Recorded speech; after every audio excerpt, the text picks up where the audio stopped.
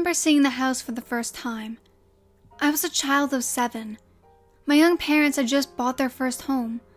I remember I used to hate living in the cramped, dingy apartment we previously inhabited, and opened the door to our new home with a wide-eyed wonder. It blew my young mind how spacious this house was. I went upstairs to scope out my bedroom. I was so excited that I was getting my own room. I did not have to share with my infant brother. On my grand tour of my new digs, I finally made it down to our basement. The basement was nothing like the rest of the house. The upstairs was elegant and classy. The basement was cold, metallic, and sterile. The ceiling covered in ancient pipes, winding in grotesque angles. The floor covered in rough cement. I recall taking a look at the stairs for the first time and being immediately struck with how odd they were. The stairs were surrounded in drywall, which clashed with the rest of the basement. One particular section of the wall was colored differently than the rest. It stood out like a sore thumb. I inched close to it and felt the texture of it. It felt very strange. I then knocked on it. A hollow sound pervaded the empty air of the basement. Something about that sound immediately put me ill at ease. I walked up the stairs as I could hear that same hollow sound echo in the emptiness of the basement. As we settled into our new home, I began to get comfortable with my surroundings. The house began to feel familiar. Everywhere, that is. Except for the basement. It just always put me off, and I avoided going down there as best as I could. Our family couldn't be happier. My loving father and mother devoted over me, and my little brother. My life was perfect. Then it began. I would hear errant noises. When I pointed it out to my parents, they told me the old standby that the house was settling in. One night in particular indicated that something wasn't right. I snuck downstairs to the kitchen for a late-night snack. As I closed the refrigerator, I heard a tapping sound cut through the silence of the night. I craned my head to see if I could pinpoint where the sound was coming from. Dread began to wash over me as I realized that tapping was coming from the basement. I inched my way over to the basement door. I opened it to see the blackness of the depths below. My ears perked up. There it was again. That hollow tapping sound. The same sound I had heard on my initial visit to the basement from hitting the drywall. I turned on the lights, steeling myself to go down the stairs and investigate. The tapping continued as I took the first step. Fear overtook me. I ran back to my room and hid under my covers until the morning light gave way to a new day. I remember walking down the stairs, being the first one up and about. I ran to the living room to play Nintendo. On my way, I passed the door to the basement. It was shut, though I was in a state of near panic when I ran from it the previous night. I distinctly remember leaving the door open and not turning off the lights. I rationalized that my mother or father must have gone down there for some reason and lost myself in Super Mario Bros. 3. Later, I mentioned the incidents to my parents, and they just assured me that what I heard was the sound of the hot water heater clicking in the night.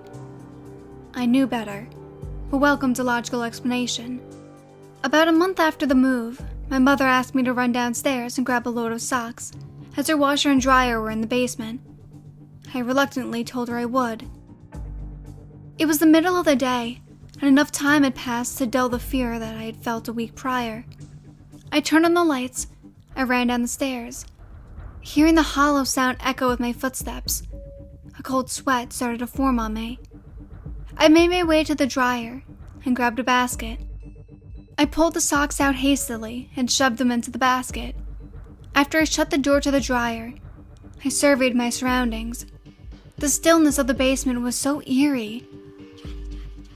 Then I heard it. A faintly audible whisper. At first, I thought it was somebody calling me from upstairs, with their voice scarcely making it down to the basement. However, this was not the case. That sound was coming from the basement, specifically from under the stairs. As I stood frozen with fear, it began to increase in volume, but still remained barely above the threshold of human perception. What was being said, incomprehensible to my young ears, then stopped as quickly as it began. I moved towards the stairs, keeping my eye on the oddly colored portion of the drywall, as I took my first step to escape this ever-growing nightmare. The first profoundly terrifying moment of my life occurred. A loud, hollow bang shook the stairs, almost knocking me to the ground. I ran up the stairs as fast as my legs would carry me. Through tears and shaking uncontrollably, I told my parents what had happened. They tried their best to calm me, but nothing they said could ease my mind. I told them in no certain terms that I would ever go down to the basement again. They must have been convinced of how terrified I was, because they honored my request and never sent me down there again. After another 3 months in the house, things returned to normalcy for me, and honestly, there was about a 2-week period where I was happy again. The last time happiness would exist in my life, or my family's for that matter. One moment in particular comes to mind. I remember lifting up little Jonathan above my head, lovingly as his pacifier fell out of his mouth and brushed against my nose, tickling me. I pulled him in for a big bear hug. I remember how he smelled. That wonderful smell that babies emit. And, for the last time, feeling content. Any semblance of contentment came crashing down for me and my parents the night of July 2nd, 1991. That is the day Jonathan went missing. A ransom note was scrawled in barely legible English and left in his bed, demanding $20,000 cash, and informed my parents that if they contacted the police, they would kill Jonathan. My mother and father took to their room and argued loudly and emotionally over whether or not to call the police, as I listened, with tears streaming down my eyes. My mother eventually wore down my father, and the police were called. Seeing as the location of the drop and time were indicated on the note, the police set up a wiretap just in case the kidnapper decided to call. I asked my parents and the police if they had thoroughly searched through the house in case he was still here. They assured me they had, and that Jonathan would be fine after the drop. But the seed of an idea was already growing in my mind that would blossom throughout the rest of my life. My parents followed the instructions to a T. They dropped off the money and then waited in the location that they were supposed to pick up Jonathan. He never came. Needless to say, this tore my family apart. As the weeks passed and there were no news about Jonathan, my young, vibrant parents became husks of their former selves. My mother especially. She blamed herself for getting the police involved and believed that to the reason Jonathan was not returned. One night, as she was sobbing alone in the shambles, clutching a bottle of wine, I finally decided to divulge her to my theory that had been brewing inside my skull. I told her that it was whoever, or whatever for that matter, was under the stairs that had gotten Jonathan, and maybe he's still alive. She slapped me across my face so hard that I saw stars. She screamed at me, the guilt expression itself as rage. She told me to stop the childish bullshit and just accept that Jonathan was taken out of the house by some sick fuck and is dead. My childhood died that day. I remember contemplating taking a hammer and exposing whatever was under the stairs myself, but the fear was just too overwhelming for me to actually do it, let alone step one stair down to that basement. My family moved shortly after this incident. I remember looking to the future with what might be resembling an optimism, only to have it come crashing down. My parents divorced. The grief was too much to share, and not a year after that, my mother killed herself. The guilt must have just overwhelmed her. My father did his best to raise me, but Jonathan's long shadow always hung over our lives. 20 years later, I began to think long and hard about my little brother's disappearance and how angry it had made me. My family had a chance at a normal and fulfilling life, and it was snuffed out in an instant by whoever took him. I wasn't just robbed of a little brother. I was robbed of any chance of happiness. As I grew up, I accepted the official story of what happened. But lately, curiosity began to get the better of me. I began driving past the old house.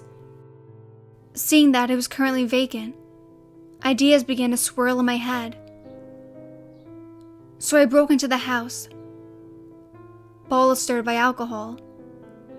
I decided to do it, knowing I would likely find nothing under the basement stairs, but hoping that this would cause a too long chapter in my life and allow me to finally move on.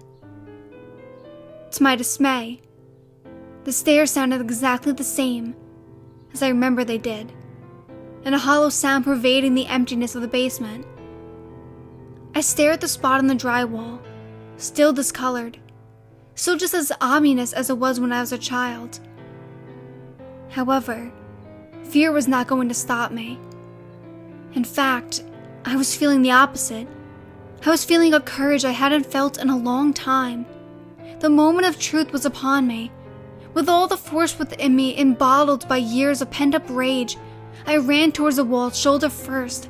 The drywall came crashing down around me. I opened my eyes as my bravery was immediately eroded and turned into absolute horror. Jesus. Bones. My horror increased to unimaginable heights as I surveyed the tight space, seeing the myriad skeletons strewn about. The light playing maniacally to their tiny frames. Tattered pieces of paper were strewn about with God only knows what written on them. There must have been the remains of 20 to 30 children. My fright reaching a crescendo when I realized that there were no exceptions. They were all missing their skulls. One particularly tiny one begged for my attention.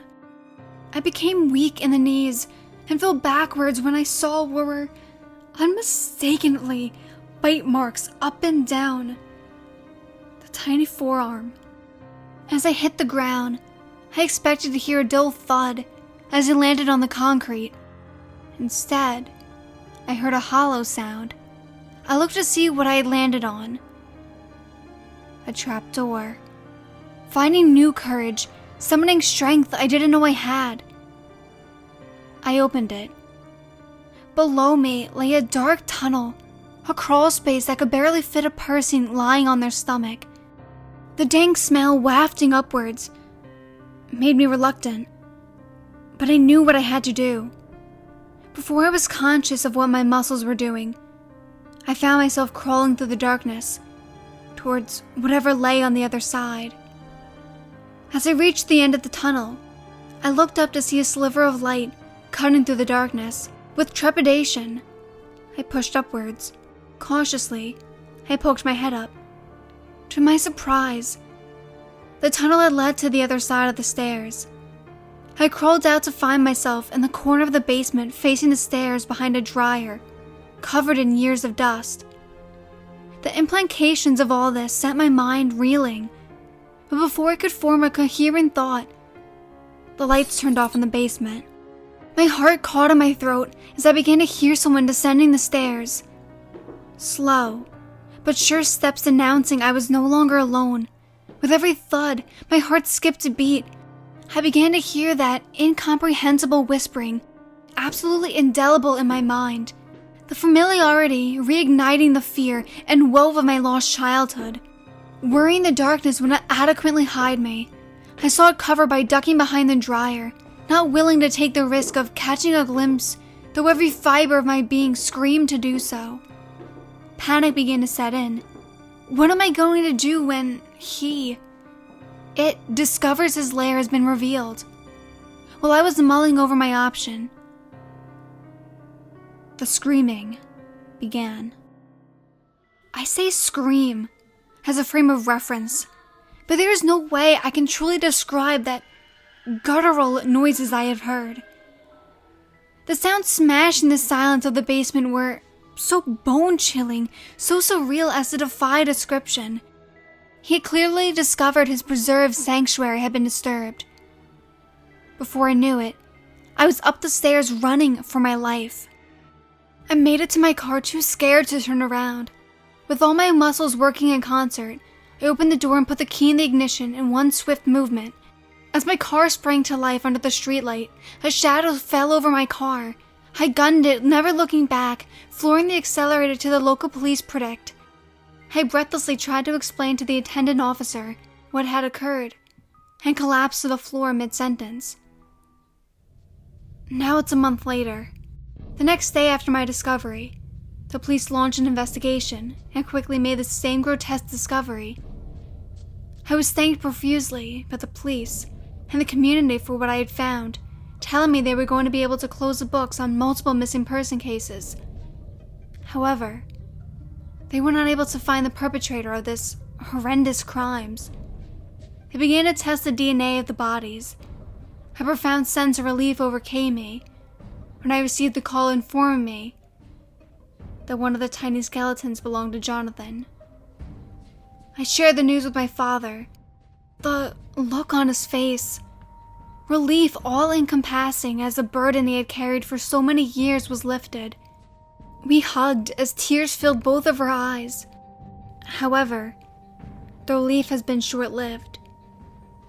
The thing that keeps me up at night is that whoever or whatever did that is still out there.